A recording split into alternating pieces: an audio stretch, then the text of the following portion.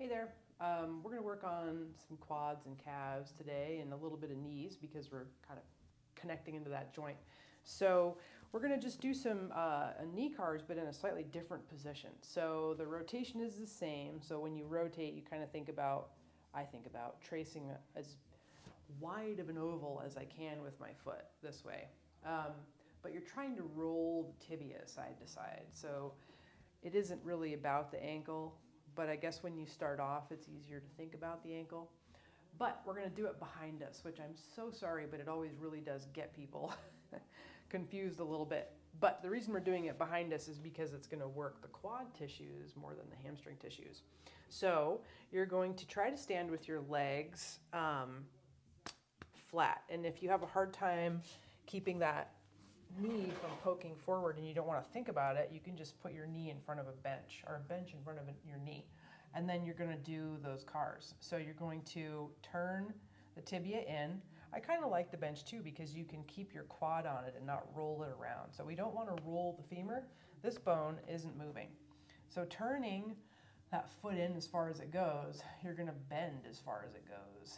Externally rotate and straighten most of the way. Turning it back in, lift it up, turning it out, and bending it. And then reverse.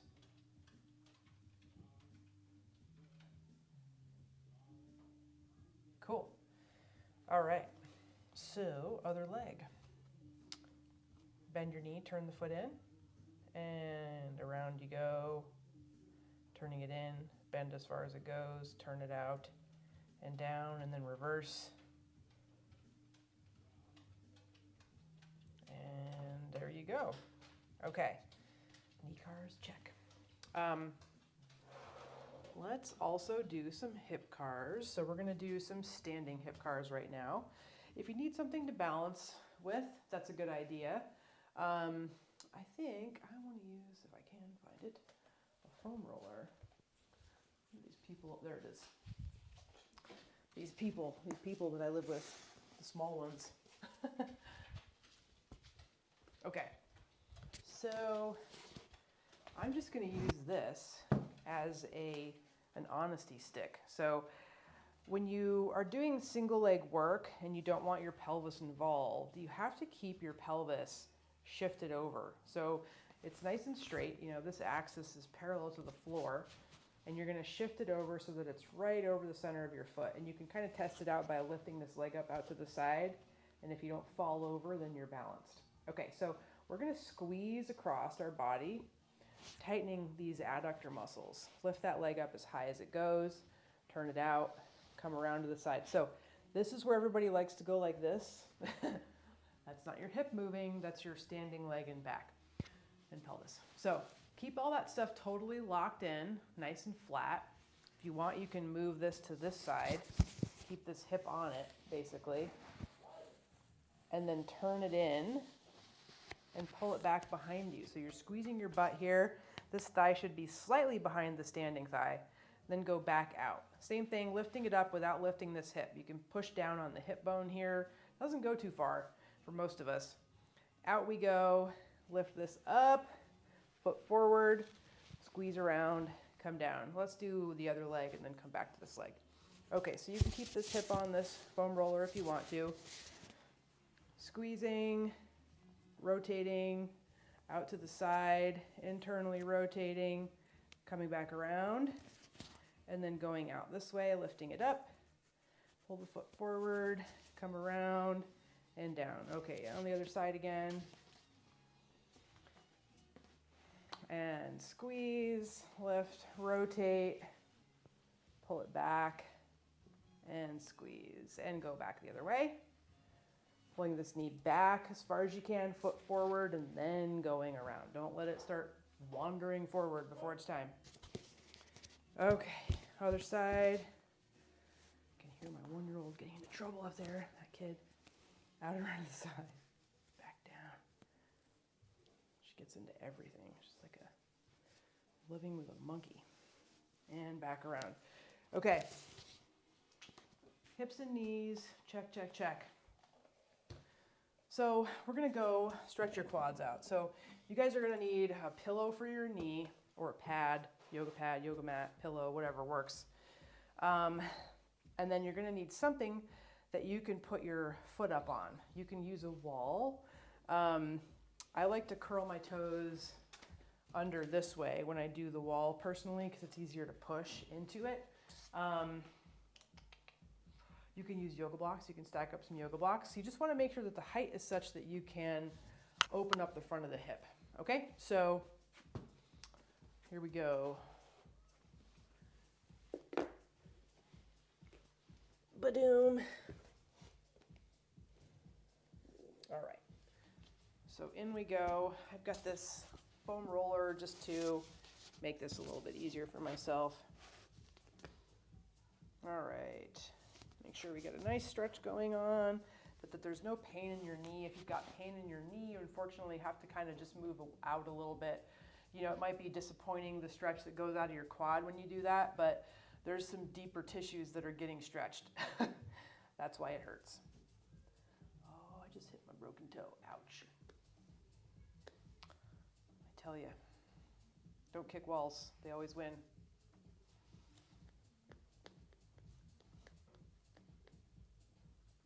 Okay, keep squeezing your butt and pulling up. Once you get here, don't relax and do this because you've got to use that hip, that butt, and control your pelvis. So if you can feel, the more you can yank your pubic bone up into your stomach, the more it stretches your leg. So let's try to get in there, stay in there. Be nice and actively passive stretching. Passive stretching is always kind of an air quotes sort of a deal. It doesn't always mean passive.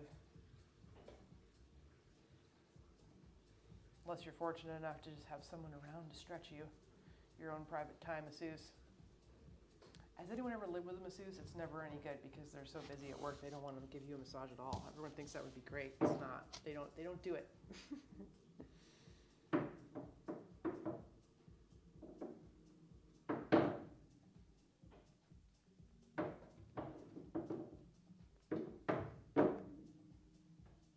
All right, here we go. Pail. So for pails here, you're going to push your foot, the back foot, down into the pad or the wall, whichever you have. You're basically thinking about straightening your knee.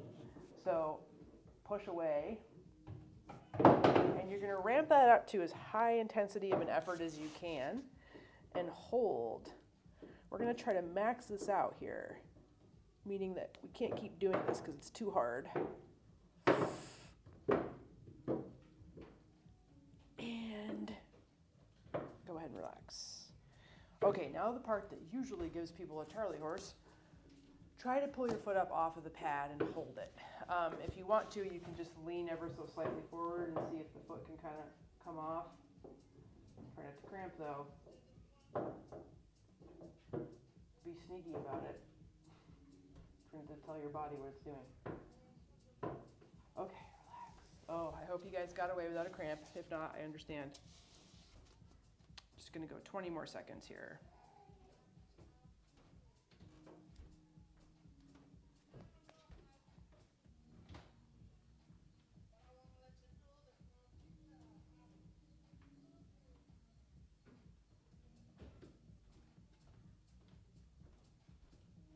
Okay, switch-o, change-o.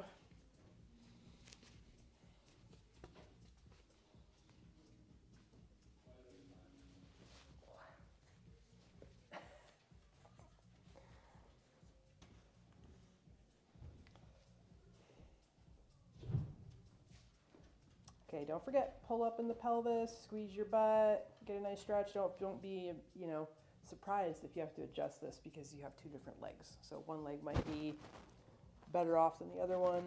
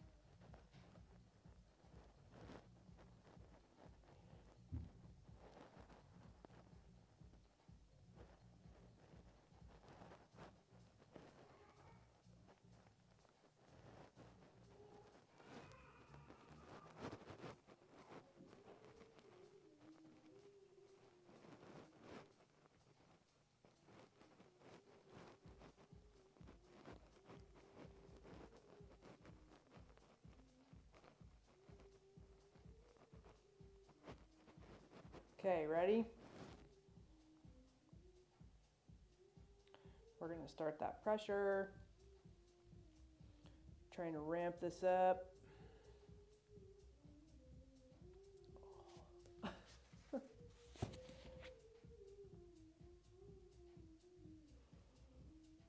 And then we're going to try to max this out. So go push as hard as you can.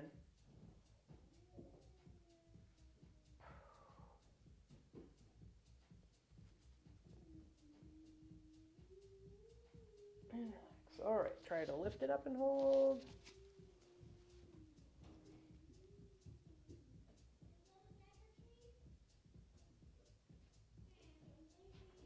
And relax. Okay, just a couple more, 20 more seconds in the stretch to fill up this 3 minutes. Get a little extra time on the quads. Typically when you do a stretch, we like to say be in there for 2 minutes at least. You can do your isometrics, your pales and rails. So the rails is when you lift up. The rails is the shortening tissue contracting. The pales is the lengthened tissue contracting. Stands for progressive angular isometric loading or regressive angular isometric loading. Anyways, you can do that within the 2 minutes, or you can expand that time and do it longer. The longer, the better, really. Just get a little more out of it. Okay, up we go. And then we're going to grab some calves. So for our calf stretch, we're just going to do one leg at a time, and we're going to use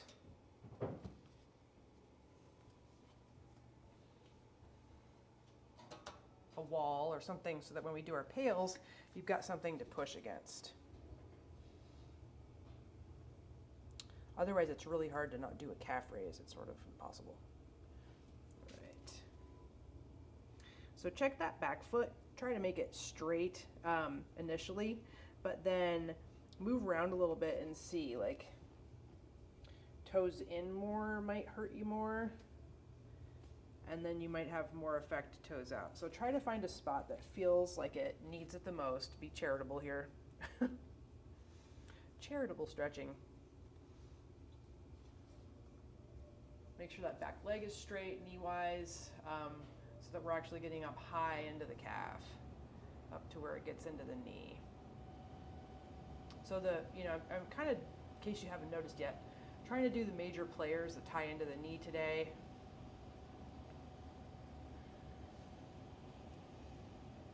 And the hip. Square those things away for you.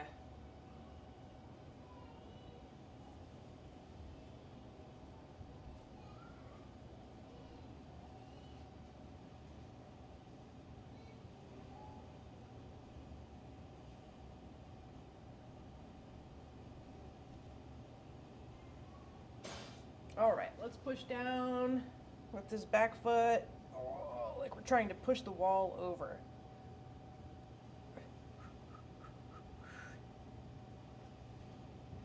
And relax.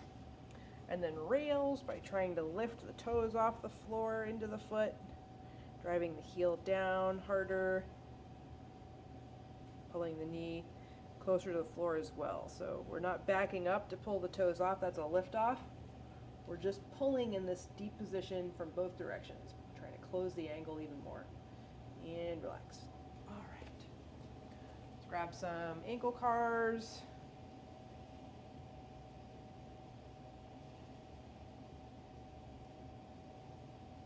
And switch legs.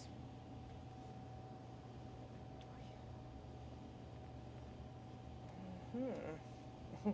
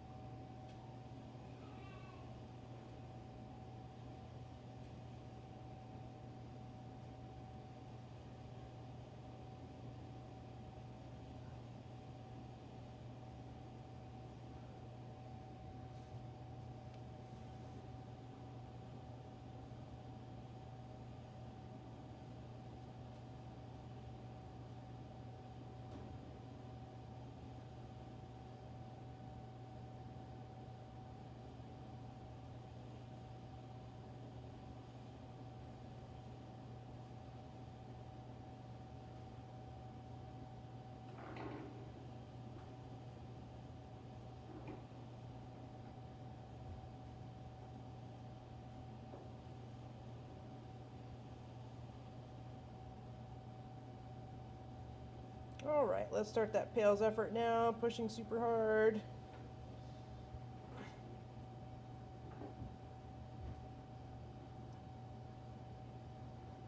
And relax. Oof. And try to lift up.